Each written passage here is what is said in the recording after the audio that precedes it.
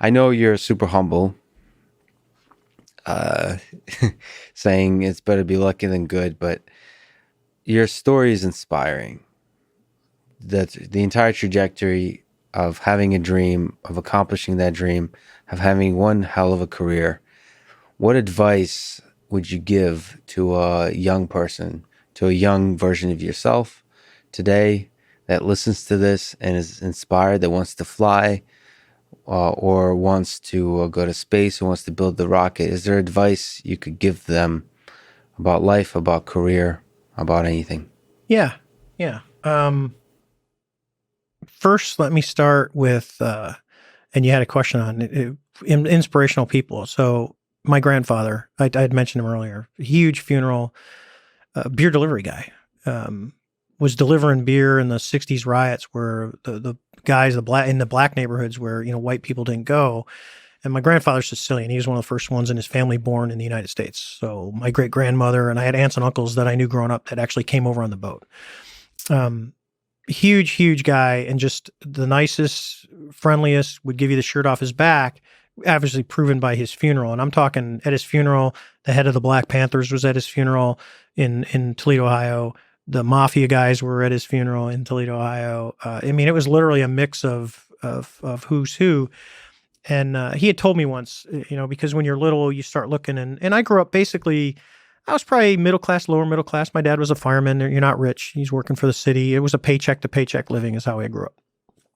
And I was talking to my grandfather one day, and he said something to me, and this is literally how I run my life. He said it was about money, because you'd see, back in the day, if you saw someone in a Mercedes, that was rare.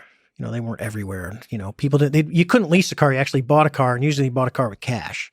Yeah. So it was a totally different than we are now. And he goes, David, he goes, they're no better than you, and you're no better than anyone else. He goes, you got to remember that. He goes, everyone's different. He goes, treat everyone with the respect and dignity that they deserve.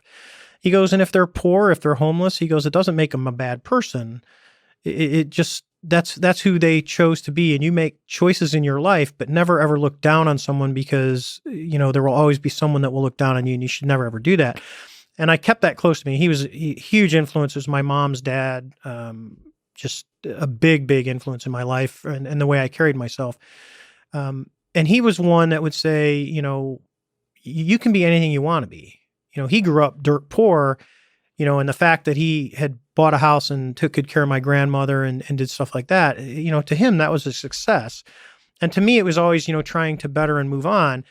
And he was the one, my parents were a big part of this too, was instilling that anything is possible. So when I'm 4 years and 11 months old in 1969, and I'm watching Neil Armstrong walk on the moon, and I'm asking my mom, and she says, well, they were all military pilots. And, we had an Air National Guard that at the time was flying F-100. So I'm dating myself.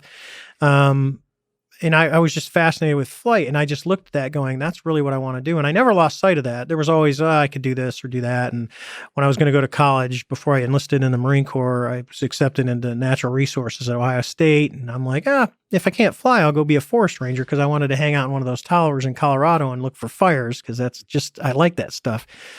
It was that or be an oceanographer, because I was fascinated with Jacques Cousteau. And that's my degree. Oh, My interesting. undergrad degree is Jacques Cousteau. So influences are Neil Armstrong and Jacques Cousteau. I have an oceanography degree. I got an MBA from University of Houston. Go Cougs. Got to mention them. And then, and so Yeah. you look and people go, what are you going to do with that? And I said, I got an oceanography degree, because I go, well, I'm going to sail on the ocean. So at least if the ship sinks, I'll know where I'm at. And that was a kind of a running joke. And then there's so these passions, and underneath it is the belief that you can be anything you want to be. you can, I told my kids this, when they were young, it was tough, especially for my son. So when Nate was about 5, 6 years, we knew Nate was colorblind.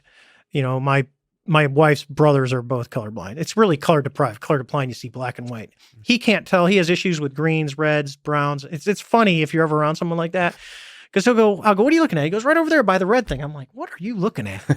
I go, this. He had a hat on one day. I go, which one are you going to get? He had a hat in his hand. It was green. He goes, I'm going to get the green one. I go, oh, this one right here. He goes, no, the one on my head. I go, Nate, that one's brown. He's like, leave me alone, Dad. He got the brown hat because to him it looked green. Yeah. So he couldn't fly. He came to me and said, I go, what do you want to do, Nate? You're talking to your kids, and what do you want to do? He goes, I want to be a pilot. No, now I got to tell him, because he's looking at me because I'm a pilot. You can't be a pilot. He's like, why can't I be a pilot? I said, because you got eye issues. so you got to redirect. And the other one was because I stopped flying. I was 42 years old. And I was like, and it was my childhood dream. So it's like a pro athlete. I know exactly what it feels like when, Brett Favre has to walk away from the NFL when you still can do it. Good choice of quarterback, by the way, the greatest of all time, but whatever. So you do, and you look at it and you go, I understand what those guys feel like when you have to walk away from something you love and you think you can still do it. So I told them, I said, look, I was talking to both my kids and I said, find something that you want to do, that you love to do, and that you can do your whole life. And you should be able to do good things for other people. You want to be able to help other people. That's what I said. So both of my kids, and there's no one in my family, both of my children, one of them my daughter is a doctor doing a residency in internal medicine right now, and my son is in his third year. And they're both going to be doctors. And I look at it as, people go, oh, you got two doctors. I don't care. I told my kids, if you want to be a garbage man or you want to dig ditches, I don't care. Just be the best ditch digger that you can be. I said, and be happy doing it, because what you also find is that we are in this big pursuit of money, money, money, money, money, money, money. Yeah. That's what makes the world go round. But what you realize, and I'll go back to my grandfather who didn't have a lot of money, and he was probably one of the most happy people on life. And unfortunately, he died at 65. He had a massive heart attack because he didn't tell that he kind of knew it was happening, and he just made the choice to do it. And it was devastating to the entire family. But he didn't have a lot of money. But I'll tell you what, I know a lot of rich people who have funerals and there's nobody at them. Yeah. And my grandfather, who's a beer delivery guy, had it was like 3 miles long. The Pope. It was crazy. Yeah. Who died? The Pope. That was because it was like, hey, he's a Catholic. He's just, Italian. He goes, who died? The Pope? And I go, no, that was my grandfather. And then the next funeral I went to was my aunt, his sister. And there was like, 30 people. And I looked at my mother and I said, where's everybody at? She goes, oh, no, this is normal. This is what a normal funeral looks like. So it's for young kids, bottom line, one, be nice. Kindness will get you. I'm a big believer in karma. Kindness will get you a long way in the world. It's easy. It's easy to be nice. It doesn't cost you anything.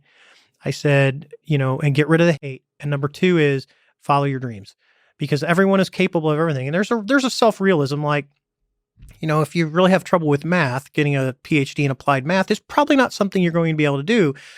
But understand yourself, what your own capabilities are, and inside your heart. Don't let anyone ever tell you what you can and can't do. You have to determine that yourself, and go for it. And you can do anything. It's just it's a great. The world's incredible.